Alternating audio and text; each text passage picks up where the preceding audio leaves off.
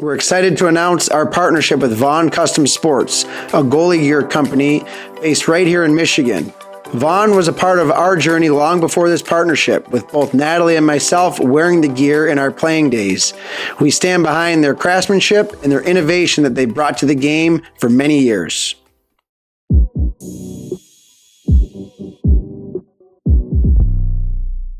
Welcome again to another episode of the Dialed and Driven Hockey Mentality Podcast, brought to you by Vaughn Custom Sports. My name is Chris Palmer. I'm a mental performance coach for hockey players throughout North America and Europe, sitting across from Jeff Lerg, former professional hockey player. Today, we're going to talk about something that's so timely because this time of year, it's so easy to think about the future, so easy to worry about what's going on. And we'll go into that in a moment, but for right now, I'm going to go to Natalie, who's going to talk to us about our segment with your questions. Yeah, I'm Natalie Ferentz, and I am also the producer of this podcast, but I get to present you guys with our question and answer segment. So starting off first, this question reads, how do I get into mental training? I think first and foremost, you don't want to make mental training feel like it's a hurdle. It's just part of being an elite athlete. You look at the many success stories of elite athletes, and it all comes from that self-belief they have, and that starts in your mind. So mental training or mental performance or mentality building, I think I use those phrases interchangeably because it's all about just getting your mind wrapped around that true belief within yourself. So you can start with that visualization tactic.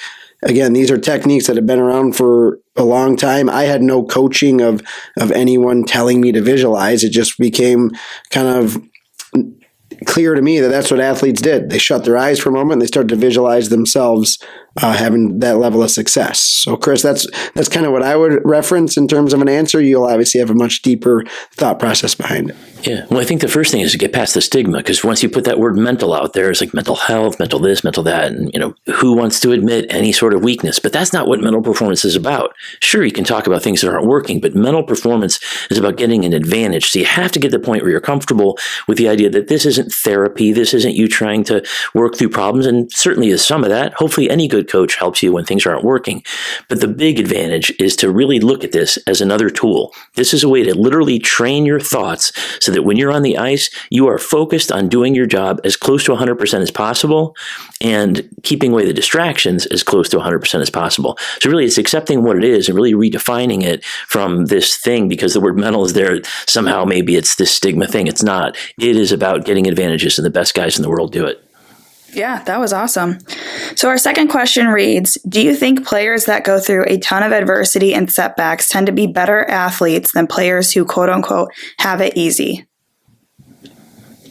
Yeah, well, I mean, I can tell you, it's dangerous to be the star all the time. It's dangerous to be successful all the time. I don't know how many times you'll see kids who've been just great and dominating and incredible. And all of a sudden, they're 14 years old, 15 years old, and it's the first time they've ever hit their head in a decade of playing. You hit your head and it's like, oh my gosh, because if you've always worked hard and good things happen, you believe that's the algorithm of the world, and it is not. In the long term, it is. But in the short term, you can work hard and get your face mashed into the ice, and that's what happens. So really, I think that if you've had everything going great, you're probably at a disadvantage. I think the people who've gone through hard things sometimes can roll up in a ball and give up. You don't want that either. So really, in both cases, the person who's had all this success, man, give them some really good planned failures so they can see that failure is part of every good thing. And the person who's been failing a lot, show them that there's always hope on the other side. Get back up. Keep trying to grow. Yeah, growing through failure is one of the greatest skills you need to develop as a youth athlete. It builds the perseverance, the grit. It gives you an opportunity to work through difficult times. And then when that next opportunity comes, it starts to mean a lot more to you. Like, for example, I look back on when I was a kid and losing in national tournament finals as a 14-year-old. And again, we went back and I lost again as a 16-year-old. I know that those failures helped give me some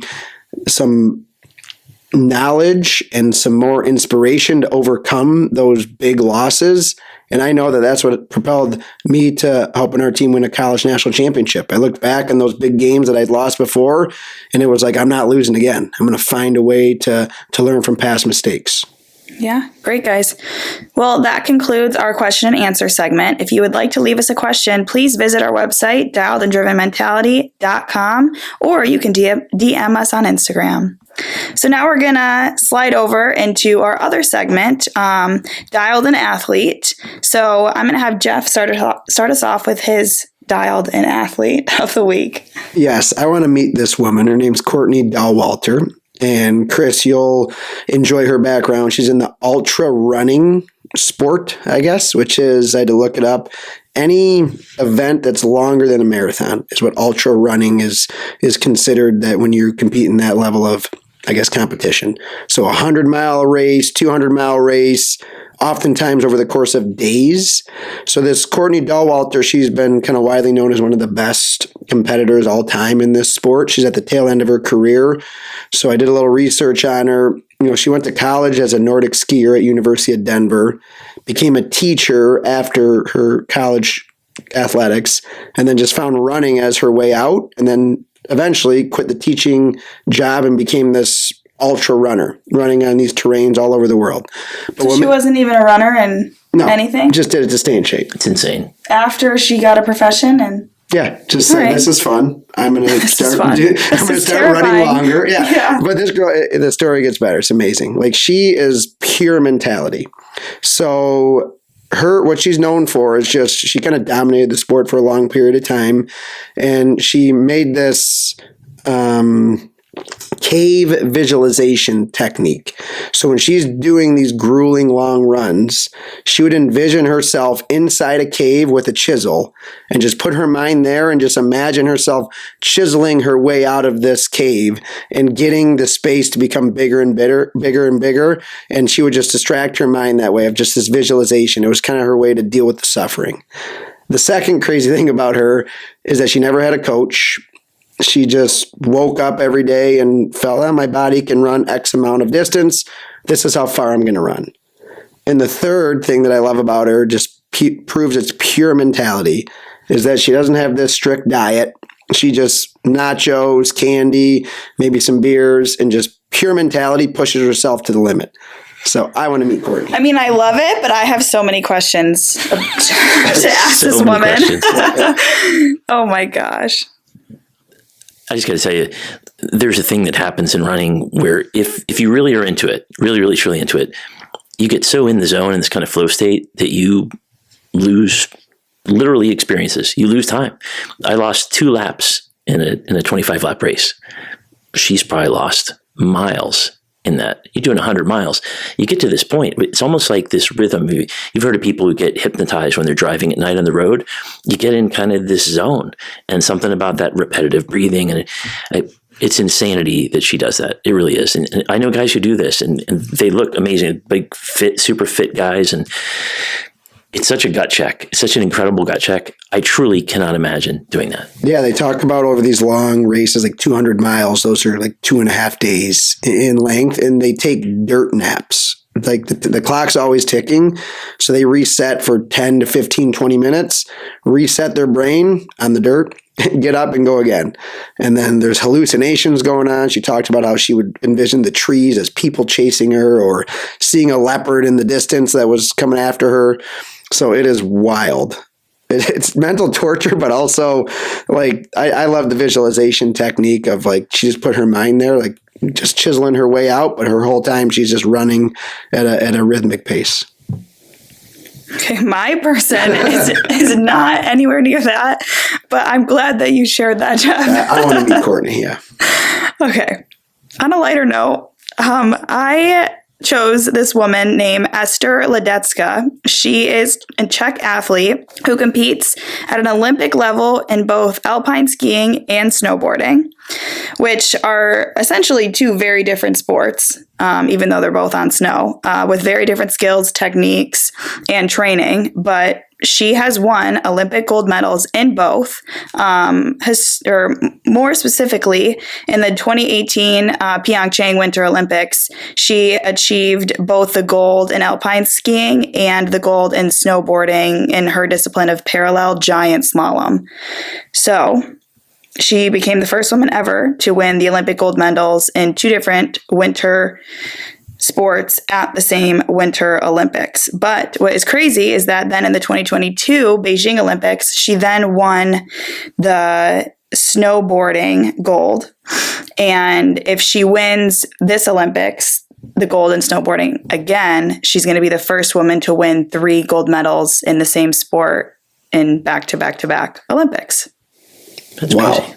Yeah. I love multi-sport athletes. I just have such a respect for people who can dominate in different fields, and that's amazing. Those are 2 drastically different ways your body and brain have to kind of read and react to situations. So I will be watching and cheering Esther, even though she's not an American, but I'll check her out in this Olympics.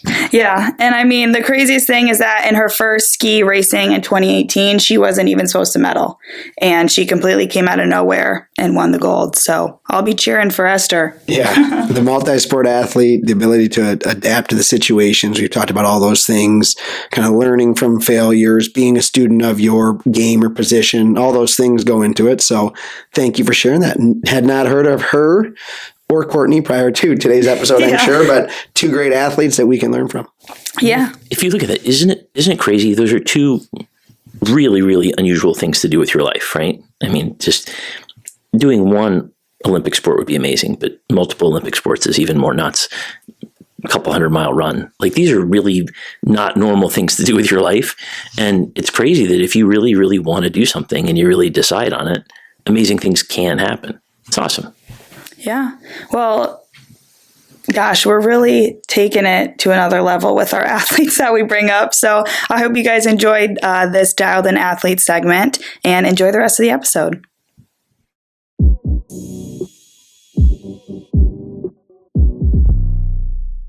And now a message from our sponsor. As a parent, you can see it.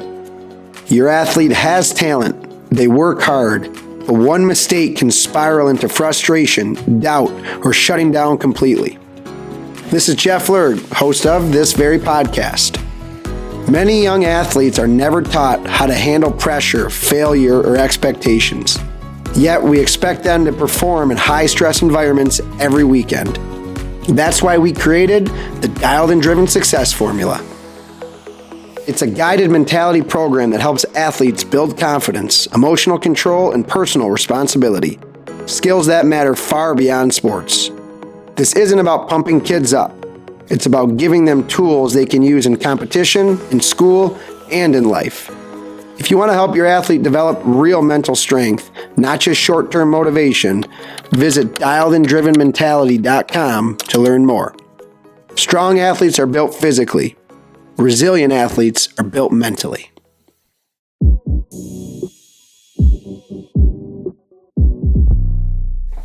So each week when we talk about things, we try to make sure that it's not only timeless, but we want to make sure that it's tied to what's going on this time of the year. Everybody's trying to figure out where they're going to be next year. You can't help it because, you know, in Tier 1, you got people in November who are making commitments. You got coaches kind of quietly making commitments. And the quiet doesn't last. Hockey's a small world. Information gets by really quick. And you start hearing that your winger has got a gig for next year and you don't. Or you hear somebody else isn't going to be here next year. They're going to go to this team. And it becomes so hard. We talk about the comparison game, but it's really bigger than that. It's the fact that you have this mission. You've chosen to be in this high-level hockey, this high-level thing, or any sport you choose to go toward, and you have such a hard time focusing on what's going on now, because how can you not be concerned when somebody else who's maybe not as good as you gets a gig, or maybe somebody's better than you, and it reminds you, man, I'm not where I'm supposed to be. It makes it so hard. And remember, too, people's brains aren't developed till you're 25. Your ability to really focus on how impactful something really isn't complete till you're about 25. So you've got that and all the pressures of being a kid growing up. And sometimes you still feel like a kid, even in your early 20s, when you're trying to figure it out at whatever college you are, maybe trying to go for the big dream. So here's the thing. I'm not kidding you. Last week, I had 12 calls. And all 12 calls were exactly this. Every call was about either a parent telling me, somebody's getting this. Why aren't they getting that? What do I do about this? What can I do to get my kid better? This is unfair. And all those things are relevant because they're all in the way. So it's really managing that kind of thing. And I'll talk more, but I'd love to hear your impressions. You were a Tier 1 coordinator for forever. and really high level to your own coordination. And you've heard things like this. Tell us anything.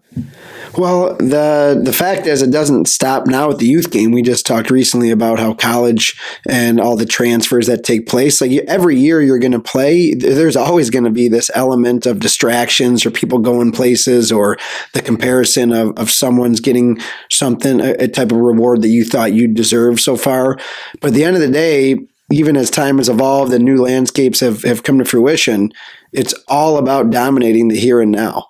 And this time of year, you're bringing it up. We say this time of year, we're in the thick of the hockey season, right in the middle of winter, almost to February, and playoffs are coming up. So the only thing on your mind should be peaking for playoffs. But what you're saying is, and the reality is, many people, many athletes, boys and girls, have their mind on what's going on next year. So it's this battling conundrum of where your mind should be and where it currently is. Yeah. I think one of the hardest things is when you're a kid, you're taught by your parents in the world that you should do this because this is fair. You should do this because it's decent. You should work hard and good things will happen. And all these great things you kind of learn in kindergarten wind up falling apart a little bit. Because it is true that in the long term, working hard leads to good things. But in the short term, you can work hard and bash your head into a wall. That's how things happen. Sometimes life unfair. Sometimes things don't work out the way they're supposed to. Sometimes there are things that are so disgustingly awful done by adults that affect kids, you just want to scream. And I get that. And I understand the frustration of parents over and over again in these calls that I get over and over again, the kids trying to make this work. And they just can't get out of their way and they grip their stick harder and they get frustrated and nothing's fun and their production goes down. But when it comes down to it, you can hold all this stuff in. You can let it eat up at you. You can get in this negative cycle, and it's normal. But if you don't find some way to acknowledge it using how you deal with your things that had happened in your career, or in my language, puking things out, really just get this crappy feeling off your chest. Even if you're wrong, get it all out. If you can do that, then at least you drop the emotional level. You calm things down because you got this stuff off your chest. And then you can get to the point where you can look at it and say, what can I control? What do I actually have some chance of making happen if I put in this effort? And that's the great thing, because if you find a way to get it out with a mental performance coach, a friend, whoever, you get the stuff off your chest, you get to calm, and then you'll realize there's still opportunity. And the opportunity is, even if there's all this horrible unfair, which there is all the time, there's still a space. You can be amazing. You can be down 8-0. You can have 3 shifts in a game. You can be treated horrible by everybody. Everybody in your team can get a commitment and you don't have it. You still have a chance to be awesome. And when you are awesome and when you are visibly awesome and attacking and doing all the right things, you're seen by people. And when you're seen by people, that's where the opportunity will come in. Like you talked about, you really don't have any other choice in the world besides just finding a way to be amazing every single day and give everything you have. There's no guarantees of anything, but damn it, you're in charge of the effort.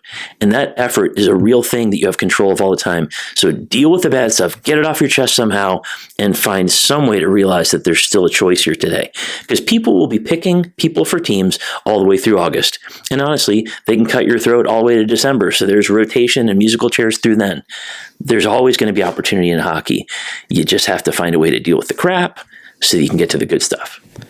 And really, you bring up many of our past teaching points there, everything from living in the moment, and I brought up peaking for playoffs and not having that comparison aspect of it. I mean, it's everything that we've talked about just in summary of what you're reiterating to the current athletes. And really, the truth is you have to acknowledge it. I had the reference before about how I kind of played naive to when bad things would happen, but you kind of prompted me to really state that, yeah, you did acknowledge it, but I used those comparisons of when some of my best friends were getting opportunities prior to me. It was, yeah, I acknowledge it, but I want to use that as fuel. Like, use that to fuel your fire. It doesn't do yourself any good to just sit there and act like you're the victim of the circumstance. And you mentioned it, something we've talked about before. You have to get back in attack mode. Acknowledge it. Yeah, it sucks. I wish I could have that, but also live in the moment and go attack. It's the time of year right now where everything that you've been working for and training for is leading up to this point of the year. Think about those athletes who go to summer camps and summer training and the off-ice workouts, and then you come in the start of the year and there's this level of excitement, and then you may have kind of pittered out a little bit, but now it's the time to really peak back up with that excitement, that enjoyment, and that ability to live in the moment. And at the end of the day, you don't want to get to the end of the year and regret how you performed the final 4 or 5 weeks of the year because you were so consumed on what was to occur in the future. So that's really where you want to get to as a mental state. You want to be in attack mode, and at the end of the year, 4 or 5 weeks from now, you want to look back and say, yep, I left no stone unturned on this season. I gave everything I possibly had, and I'm happy with the effort and mentality and focus levels I put in. It makes so much sense. If you think about the arc of anyone's life, you're young, you're growing, you're kind of in this thing, peak abilities. And then at some point, somewhere in your maybe 30s, you kind of notice a drop off. And maybe, by 40s for sure, there's a drop off of physical abilities. Everybody has an arc. Everybody has a chance to do this in the time that they have. And when you're young, there's these opportunities. When you're in middle age, there are these opportunities. Every single person over the course of their career, over the course of their life, no one's in a secure position where you're just locked in. This is where I am. There's no NHL guy who's amazing at 50. It doesn't exist. Like even Gretzky had to say goodbye. Everybody has to say goodbye. It's hard. So everybody is in this changing dynamic of life all the time. So things aren't going to always be great. Things aren't going to be perfect. And even if you talk to guys in the NHL, the guys that the guys I know, some of them aren't happy because they have some of the same frustrations they had in youth hockey. I'm doing this and I'm not getting this. There's other guys coming in. Honestly, there's people who make millions of dollars who look at other people who are making a little more than them, and it's distracting. Like you got a ton of money and you're distracted because somebody's making a couple million more than you. But this happens. You got guys in the AHL who want so badly to have the next level, and they feel frustrated. They're around $100,000 or whatever that is. Everybody has things they bump their heads on. And I just want to promise you, if somebody looks like they have a better deal, you're going to see that the rest of your life. Life is not fair, but often to your advantage. I really mean this. Life is unfair, but often to your advantage. But overall, life's incredibly fair because we all have the same crap. We all have the same things you can hit your head on, all the same problems, and they just happen at different times. So if you look in the short term, it looks like, oh, this didn't work out. But over the long term, life's full of these cards that are dealt to everyone. And at different times, certain things come out. It's amazing that everybody has some opportunity. Everybody has some opportunity. Everybody has people who love them, who care about them. They have opportunities to do great things. And I just don't want this time of year for you guys, for you to be stuck in this thing where you're so bothered by these other guys getting opportunities that you didn't get, that you didn't go for the opportunity you could have. That's the thing of this episode. That's the thing of your life. If you stay stuck in comparing yourself to other people, you're just going to have less. And I swear you can have more if you just suck it up, deal with it, get it off your chest, and decide, what do I want now? That's the big message. And another topic we discussed previously is just being process oriented. If you're focused on the outcome, you're not going to have success. If you're focused on, I can't wait for that college commitment or that junior team to notice me, you're not taking care of the actual steps that are going to help you get to that final outcome. So your mindset, your daily habits and standards and activities, they must be on the process of just showing up, bringing your best, executing at the highest level. And I know we've brought up some other references within some other sports, but I can't talk enough about, again, this college football landscape with that Indiana head coach taking literally the losingest program in Division I and bringing them to a championship. And just watching him speak and discuss his past and his history in coaching and just the process-oriented mindset was, it's well documented, but it's literally the best coaching job you can possibly imagine. He took every external distraction, every mindset that the current modern day athlete has about, I have to play for the best program and I have to go to a school that has had recent success for me to be successful. And he took it and said, nope. Process, execute at the highest level, and that's what's going to help us be successful. And I reference, I told this story to Natalie before, when they were in the semifinals of this college football playoff, the reporter comes up to him right after he stormed the field for their team to get out there. And she comes up and she was expecting him to have like some emotional filled response of like, oh, this is such an amazing moment. We made it on this big landscape. She's like, what were your thoughts when you got out of that tunnel and you ran onto the field, with this big game? He goes, get a 3 and out, go down, score a touchdown, take the lead, do it again. It was the most process-oriented answer you could ever imagine with zero emotion attached to it. And she was like, okay, all right. And then what do? They go and get an interception on the very first play of the game and score a touchdown. So anyway, it's just process. It's boring, but it gets the job done. I love what you said. In sports psychology, process is a big word. I say do your job is a more dumb version. But the whole thing that came to my mind when you were talking about, I don't know if you remember seeing John Cooper at the Lightning. You see him in the interviews after games, and I remember a few years back, he would come out and they'd want to hear some magical thing, like, what's going on? Like you're talking about what happened when he went out of the tunnel. And he would say over and over again, hey, we try not to be too high or too low. We just go out there and do the things we trained. And it seems so not flashy, not exciting. Like, how could that be the formula? And every kid listen to this. You've been in a locker room where your coach comes in and says, it's a big game. It's a must-win game. They're talking about results. The coach is literally well-meaning, and I understand it, but he's putting your focus on the result instead of just saying, hey, look, don't get caught in this big game thing. Today's like every other game, every other practice. One great example, Emmy and Vadim. They're Olympians now. It's fantastic. They work out of Novi Ice Arena. Well, they're ice dancers that you trained with mental performance. Yeah, I don't know if we mentioned that on our podcast. Like you train these ice dancers that are from what country? United States for Emmy and Vadim's from Ukraine. And they're these highly competitive ice dancers, to say the least. They're going on to compete in the Olympics, right? Yeah. They just qualified for the Olympics. And you work with them. Yes. Yeah. And they never qualified in the Olympics prior to working with you. Well, we're not saying it's directly correlated, but I'm saying it's directly correlated. Anyways, Chris, go on. Well, what's so great about these guys is that I've been working with them for a few years, and it's hard as you can imagine, right? Because there's so much repetition to this. But unlike hockey where you have pads, they have no pads. Like they've got the same blades. They cut themselves routinely, super dangerous, spinning around, super physicality. And if they fall, they're horribly injured. It's really, really bad. It's like falling on concrete at 40 miles an hour, whatever it is, really, really hard. And it's the same routine and the same routine and the same routine. And it's so perfection oriented and it's so physically demanding. And there's these injuries that happen and moving people around. If you think about all that, think about how hard it is just as a thing. Imagine coming to the United States from Ukraine, and imagine, like Vadim has, having your brother who's actually in the military in Ukraine, having your dad live 5 miles from the war zone, having your mom leave your family and you leave your family to come here and try to make it here to try to go after this dream. It seems like a crazy big thing that can't be overcome. But step after step after step, focusing on the process, focusing on doing their job, they've become so good and so able to step up that they figure these things out. Emmy didn't come from a couples thing. She came from individual skating. She came from that world. And people told her there's no way that was going to happen. She actually wound up having to fight past this incredible amount of, I'd say, hate and lack of belief to allow herself to get into this. Her family wasn't an ice dance. Her family, they're all professionals. They're all people who went to Ivy League schools and did all these things. And she's doing this really completely different thing.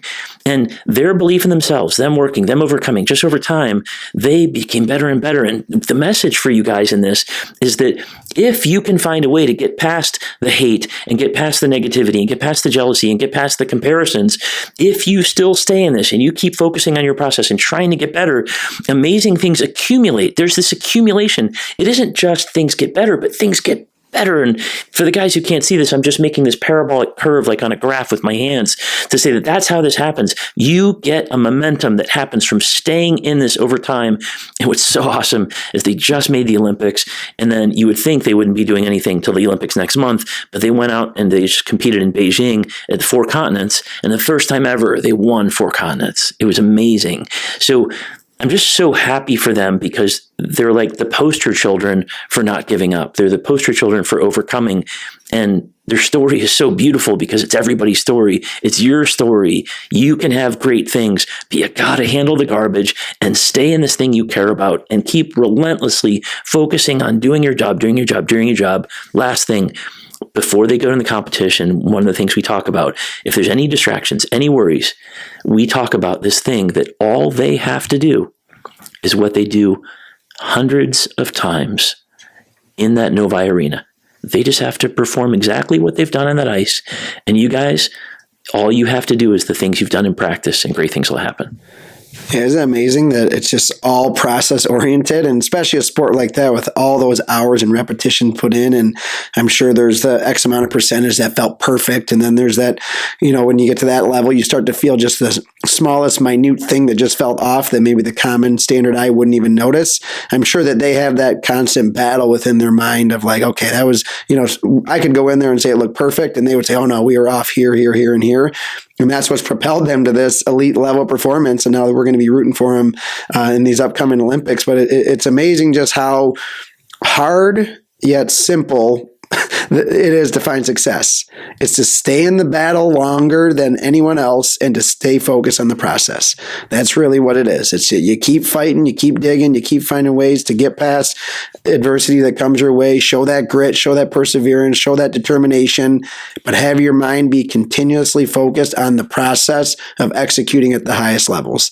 And the reason we keep bringing many of these topics up over and over and over is because it doesn't matter how many times we've discussed them or advised many of the athletes we work with, we know how easy it is to be distracted and to be pulled off with your attention into other avenues that really aren't going to help you be successful. And what you led off our episode with is you've had nothing but conversations of young athletes, youth athletes comparing themselves to others and comparing themselves to what the other success stories are as compared to them not having them right now. And the reality at the end of the day, that's what it takes for us to be successful, is to stay process oriented and find a way to stay in the battle long. So you probably can see where we're going to go for the summary of this. All of this stuff is so harmonious. It all ties together, whether you're an ultra marathoner who never did anything like that before and just decide to be amazing. And you become that because over time and all the bloody blisters on your feet and all the aching and the dirt naps and all these things you do, you find a way, whether you're somebody who decided to be an amazing Olympian in all these different categories and different sports, whatever it is, you can choose a path. You can keep fighting through, and you're going to fail, and you're going to have doubt, fear, and worry. And I want to let you know specifically for the guys and girls who are worried that next year you're not going to find a spot. There are spots, and maybe the spot's good, maybe the spot's better, and maybe the spot's worse. You never know. You can be promised the world, and it doesn't work out. You can think you're on a crappy team, and they wind up winning. You'll never know what's going to happen. So you got to do your best to try to make a judgment. But I want you to know the season doesn't start until next year. It really doesn't start until fall. And right now, it's January, and we're trying to figure out where you can go and what you can do right now to become amazing. I wish you got the commitment you wanted. I wish you felt calm. I wish you felt at peace. But forever, you're going to feel like this every year. It's never going to change. You're always going to have doubt, fear, worry. But acknowledge that or puke it out, whatever your style is, and realize in the end that spending too much time worried about what other people have distract you from what you can have. You have a chance to have great things, but you have to decide all the crap in the world, all the things that distract, all the things that are unfair, they're going to exist. They've existed forever. They'll exist all the time. You have to just suck that up, get it off your chest with people you care about, and decide what is your mission? What do you want to do? And if you stay in that long enough and focus on your process, great things will happen, and they accumulate like a parabolic curve, and you just wake up one day and you can't believe where you are compared to where you were a couple of years ago. That's possible, and we want that for you. Jeff, you want to take us out?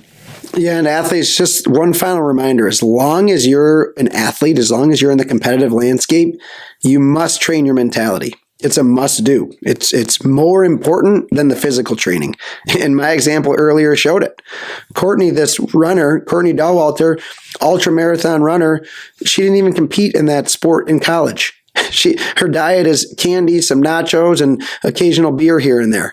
And she puts her mindset in this place that helps her push through and become one of the greatest athletes in her sport in history. So it's purely mentality.